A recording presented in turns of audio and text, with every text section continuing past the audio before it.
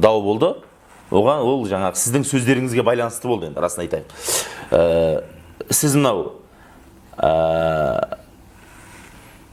Жамбыл Жабаевқа қатысты бір ауырлау сөз айтып жібердіңіз ғой, негізі. Өкіндіңіз болған? Жоқ. Бұлай болды.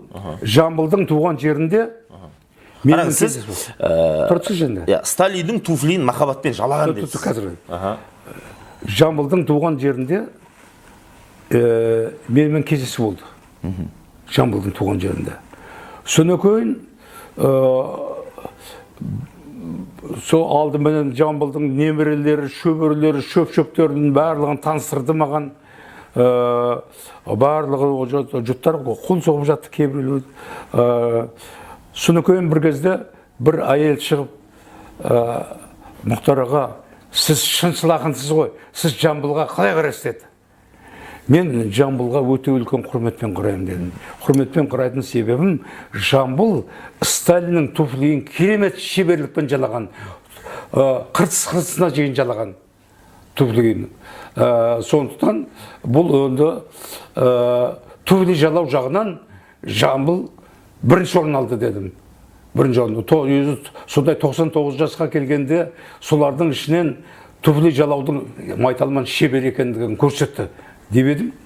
Сондықтан деп едім, жаңағы Жамбылдың нелері, немерелері, шөберелері, шөпшектер бәрі бастарын төмен салып отырып қалды.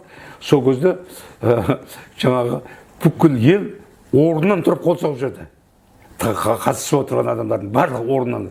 Содан кейін мен айттым, сіздер бұлай деп, мұндай ерлікке барады деп, бұндай батылдыққа барады деп ойлаған жоқ едім. Сіздер әр кезеңде осы биіктен көрініңіздер. Шындық биігінен, елдік, ұлттық мүдде биігінен көріне беріңіздер. Сөйтіп, әр кезде Жамбылдың туфли жалағыштығын еске алыңыздар.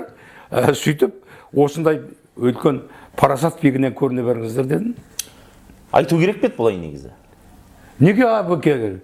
Неге? Енді туфли жалаудың шебері болды ғой. Жамбыл.